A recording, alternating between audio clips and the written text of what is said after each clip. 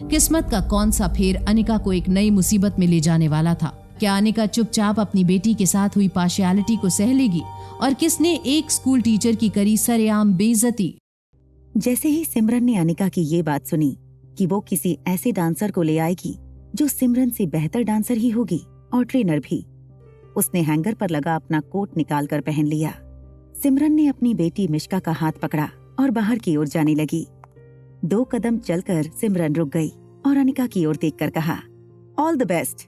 आशा करते हैं कि आपको आने वाले 10-15 साल में मुझसे बेहतर डांसर मिल जाए। और हाँ, एक और बात, तुम क्या नाम बताया था आपने? खैर, जो भी नाम हो, आपको जब तक मुझसे बेहतर डांसर नहीं मिल जाता तब तक आपकी बेटी मेरी डांस क्लास अटेंड नहीं कर सकती। बाय। सिमरन मिश्का का हाथ पकड़कर डांस रूम से बाहर निकलने लगी। वो दरवाजे तक पहुंचने ही वाली थी कि किसी ने जोर से पीछे से उसके कंधे मजबूती से पकड़ लिए और उसका सर दीवार की ओर दबा दिया था। सिमरन ने अपनी पूरी ताकत लगाकर अपने आप को छुड़ाने की बहुत कोशिश की, मगर वो उस स्ट्रॉन्ग ग्रिप से अपने आप को छुड़ा नहीं पा रही थी। सिमरन का मुंह दीवार से दबा हुआ था और वो दबी आवाज में चिल्लाने लगी, छोड़ो मुझे, छोड़ो, ये क्यों कर रहे हो तुम? छोड़ दो मुझे। तभी पीछे से एक बड़ी ही पोलाइट आवाज सिमरन के कानों पर पड़ी। अनिका ने सिमरन के कानों के पास आकर कहा, मुझे तुम्हारी शर्त मंजूर है, मगर आज तुमने जो मेरी बेटी के साथ किया है उसके लिए तुम्हें सबके सामने माफी मांगनी पड़ेगी। पूरी ताकत लगाते हुए सिमरन अपने आप को छुड़ाने की कोशिश कर रही थी, मगर अनिका, जो एक ट्रेन्ड मार्शल आर्ट की स्टूडेंट थी, उसकी स्ट्रॉन्ग ग्रिप से निकल पाना सिमरन के लिए नामुमकिन था। सिमरन मदद के लिए आसपास खड़े टीचरों को आवाज लगाने लगी, हेल्प, समवन हेल्प मी, मुझे इस जंगली औरत से बचाओ। लगता है ये औरत किसी क्रिमिनल बैकग्राउंड से कनेक्शन रखती है। Help me. आसपास खड़े टीचर इतने शॉक में चले गए थे कि उन्हें पता नहीं चल रहा था कि इस वक्त वो किसका साथ दें। अनिका ने फिर से धीमी आवाज में सिमरन के कान में कहा, ये सब खत्म करने का एक बहुत ही आसान तरीका है। तुमने आज जो मेरी बेटी के साथ किया है उसके लिए माफी मांग लो और यहाँ से आराम से चली जाओ। जब सिमरन ने देखा कि उसके पास और कोई रास्ता नहीं था, सिमरन ने तेज सांसें छोड़ते हुए कहा, आई am sorry, I am sorry, I am sorry. Sorry सुनते ही अनिका ने तुरंत ही सिमरन की कलाइयों और गर्दन पर से अपनी पकड़ एक झटके से छोड़ दी। झटके के कारण सिमरन अपने घुटनों के बल जमीन पर गिरी। अनिका ने सोफे पर लेटी रिया को अपनी गोद में उठा लिया। रिया, जो अभी भी बेहोशी का नाटक कर रही थी, इस बार अनिका ने देखा कि वो मुस्कुराने लगी थी। अपने कंधों पर रिया का सर रख के अनिका ने रिया के कान में कहा, कैरेक्टर मत छोड़ना। ये कहते हुए अनिका रिया को लेकर डांस रूम से बाहर चली गई। डांस रूम के अंदर मौजूद हर शख्स अनिका के इस बिहेवियर से हैरान हो गया था। कुछ टीचर मन ही मन ये सोचकर खुश भी हुए थे कि सिमरन जैसी बदतमीज औरत के साथ जो भी हुआ वो अच्छा हुआ। गाड़ी में बैठकर अनिका और रिया जोर जोर से हंसने लगे। रिया ने कार चला रही अनिका को पैसेंजर सीट पर खड़े होकर हग भी कर लिया।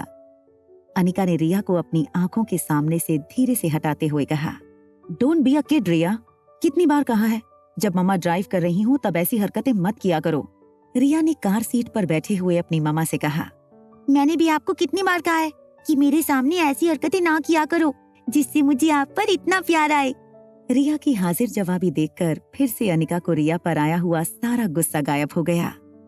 पैसेंजर सीट पर बैठी रिया ने अनिका से कहा, मम्मा, तुम श्रेया मासी को दिल्ली क्यों नहीं बुला लेते? श्रेया मासी के डांस के आगे ये मिश्का की मम्मी तो कुछ भी नहीं। वो अगर डांस सिखाएंगी मुझे तो 2 दिन में मैं दिल्ली तो क्या पूरे इंडिया की बेस्ट डांसर का अवार्ड जीत जाऊंगी।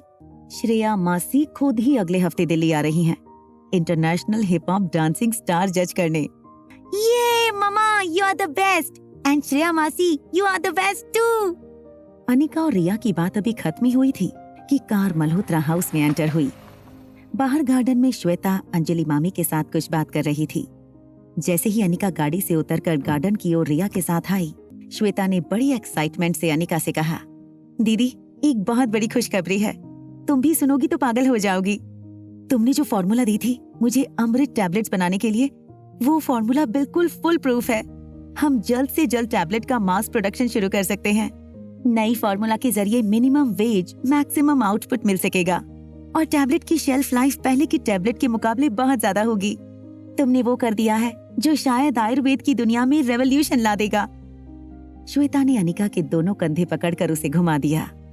पास बैठी अंजलि मामी ने अनिका और श्वेता को रोकते हुए कहा, अरे संभल कर, गिर जाओगी दोनों। और हाँ, काम की बातें तो चलती ही रहेंगी, बड़ी बड़ी बातों में उलझकर छोटी छोटी बातें भूल मत जाना।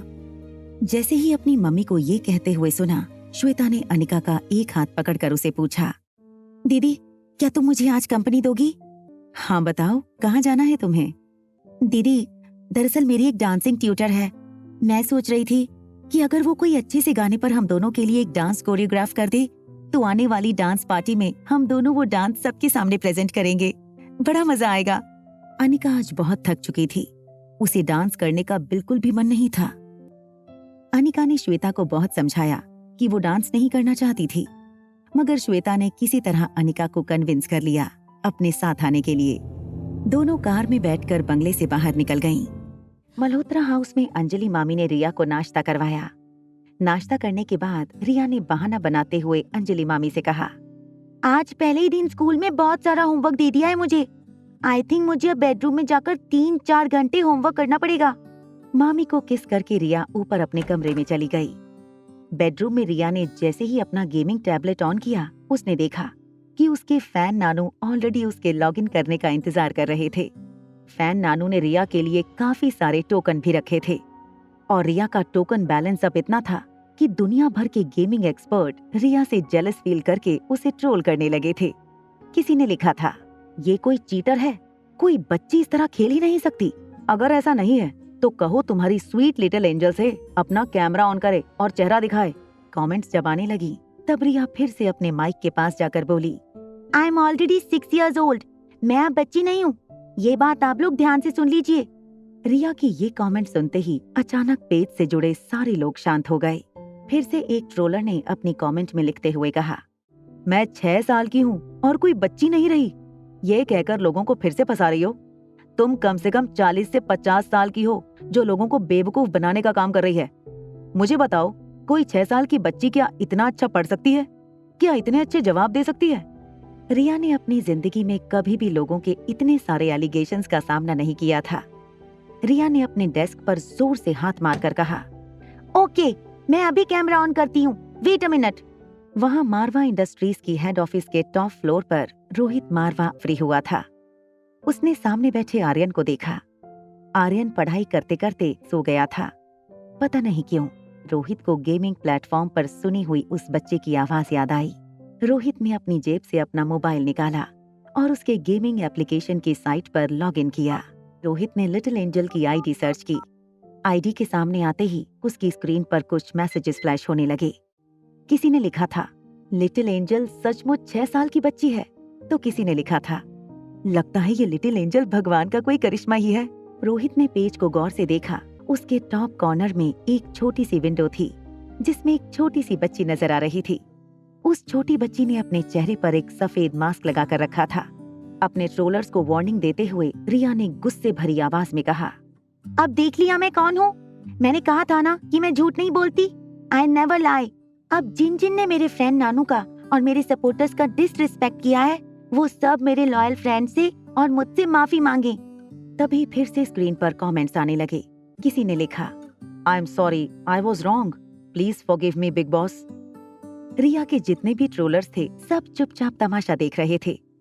तभी किसी ने पूछा, क्या हम सब जो तुम्हारे लॉयल फैंस हैं उनका तुम पर इतना भी हक नहीं कि मास्क के पीछे का तुम्हारा प्यारा चेहरा देख सकें? रिया ने सबको अपना हाथ दिखाते हुए कहा, I am so sorry my friends and my supporters, मैं ये मास्क नहीं निकाल सकती। मुझे डर है कहीं मेरे डैड मुझे देख ना ले। रिया की इस बात पर किसी ने कहा, मगर तुम डर क्यों रही हो? गेमिंग प्लेटफॉर्म से तुम इतने पैसे बना रही हो। मुझे लगता है इतने पैसे लेकर तुम्हारे पापा को तुम पर गर्व होगा, वो तुम्हें नहीं डांटेंगे। तभी रिया ने अपनी फ्रेंड का जवाब देते हुए कहा, नहीं, मेरे डैडी मुझे डांटेंगे नहीं, मगर मुझे अपनी मम्मा से दूर ले जाएंगे और फिर शायद मैं अपनी मम्मा को कभी वापस न देख सकूं। इस बात से हैरान होकर किसी लड़की ने कमेंट की, क्या तुम्हारी माँ ने तुम्हें अकेले ही पाला है? तुम्हारी मम्मा तो कोई हीरो से कम नहीं लगती।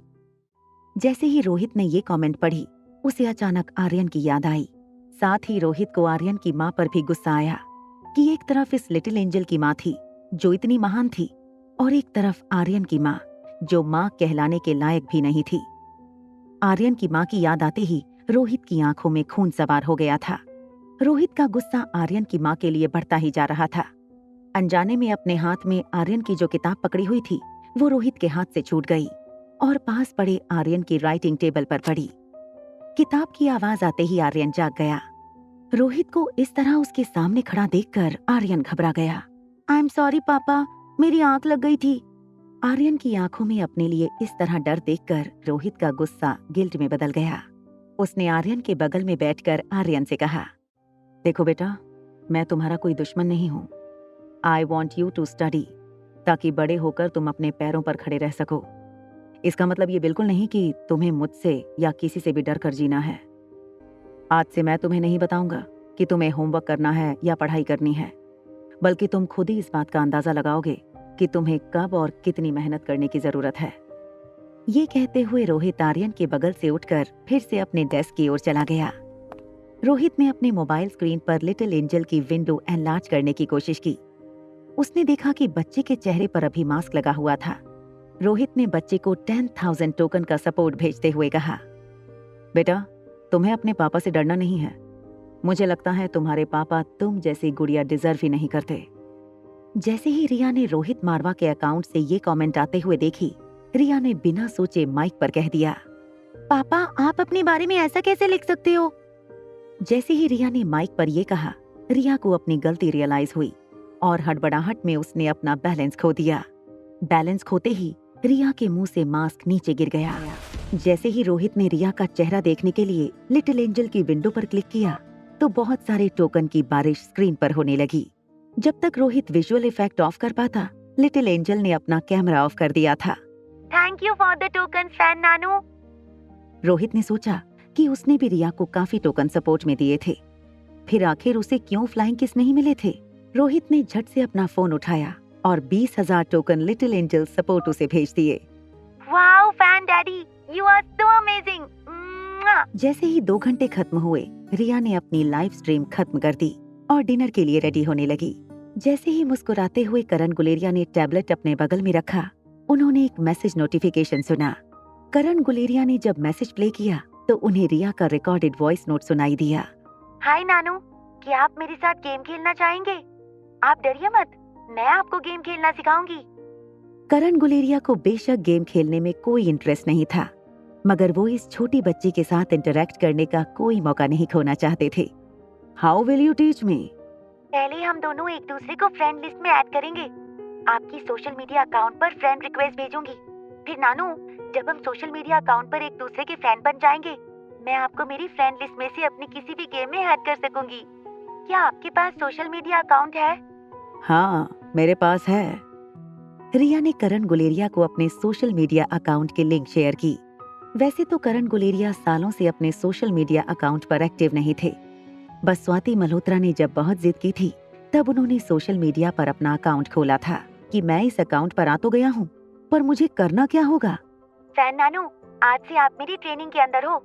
आपको ये याद रखना है कि आपको अपनी सोशल मीडिया अकाउंट पर हर रोज लॉगिन करना है और मुझे मैसेजेस भेजने हैं। हमें एक स्ट्रीक मेंटेन करनी होगी। हमारी फ्रेंडशिप की स्ट्रीक कभी टूटनी नहीं चाहिए। स्ट्रीक शब्द सुनकर करण कंफ्यूज हो गए। तभी रिया ने और एक मैसेज भेजा। We must not let streak extinguish. हमें इस स्टोरी को बरकरार रखना होगा, चाहे कुछ भी हो जाए। ये स्ट्रीक टूटनी नहीं चाहिए। रोज, हर महीने, चाहे जितने भी साल हमारी फ्रेंडशिप की स्ट्रीक हो, कभी टूटनी नहीं चाहिए। ये याद रखना। करण गुलेरिया ये सब सुनकर बिल्कुल शांत हो गए। वो मन ही मन हंसने लगे और सोचने लगे कि आजकल के बच्चे अपने आप को एंटरटेन करने के लिए क्या क्या करते रहते हैं। मगर रिया की एक्साइटमेंट को कम न होने देते हुए करण गुलेरिया ने रिया के मैसेजेस का जवाब देते हुए कहा, ठीक है, मैं ख्याल रखूंगा कि मैं ये स्ट्रीक हमेशा मेंटेन करूं। जैसे ही करण गुलेरिया ने रिया को ये वॉइस नोट भेजा, करण गुलेरिया की केयरटेकर उनके रूम में आई और पूछा, सर, आपके खाने का टाइम हो गया है, क्या मैं आपके लिए सूप ले आऊं? करण गुलेरिया ने ये सुनकर मुंह बनाया। उनको खाना खाने की कोई इच्छा नहीं थी, मगर तभी अचानक उन्हें रिया को दिया हुआ प्रॉमिस याद आया। उन्हें रिया के साथ बनी हुई स्ट्रीक मेंटेन करनी थी, और अगर कल को उन्हें कुछ हो जाता है तो रिया के साथ स्ट्रीक टूट जाती। स्ट्रीक टूटी तो उस बच्चे का दिल टूट जाएगा। ठीक है, ले आओ। इधर अनिका और श्वेता की बताई हुई जगह पर पहुंचे। वो एक बहुत बड़ा डांसिंग स्टूडियो था। डांसिंग स्टूडियो में चारों ओर बड़े बड़े मिरर लगाए गए थे। फिर जैसे ही श्वेता अंदर एंटर हुई, एक 22-23 साल का लड़का मुस्कुराते हुए श्वेता के पास आया। श्वेता ने उस लड़के को हक करते हुए हेलो कहा और अनिका के साथ इंट्रोड्यूस करवाया। She is my sister Anika, और अनिका ये मेरा बॉयफ्रेंड है राहुल। डांसिंग हॉल के एक तरफ जब अनिका, श्वेता और राहुल बातें कर रहे थे, तभी दूसरी तरफ से कुछ लोगों की आवाज आई। योगिता, तुम्हारी फैमिली तो कमाल की है। मैं ये सोच भी नहीं सकती कि श्रेया अय्यर तुम्हारे घर आने वाली है। देखो, श्रेया यहाँ एक इंटरनेशनल इवेंट जज करने आने वाली थी। अब जैसे ही इस बात का मेरी मॉम को पता चला, उसने श्रेया को कह दिया कि वो आकर मुझे डांस सिखाए। After all, my mom knows my passion for dancing. ये योगिता तो तुम्हारी कजन है ना? क्या सचमुच उसे डांस सिखाने के लिए श्रेया अय्यर आने वाली है? हाँ, योगिता मेरे मामा की बेटी है। श्रेया अय्यर दिल्ली आकर डांस सेशन लेने वाली है। ये सुनकर राहुल एक्साइटेड हो गया था। वो अचानक दौड़कर योगिता के पास खड़ी भीड़ में लोगों को धकेलकर सबसे आगे पहुंच गया। क्या हम भी तुम्हारे डांस सेशन अटेंड कर सकते हैं?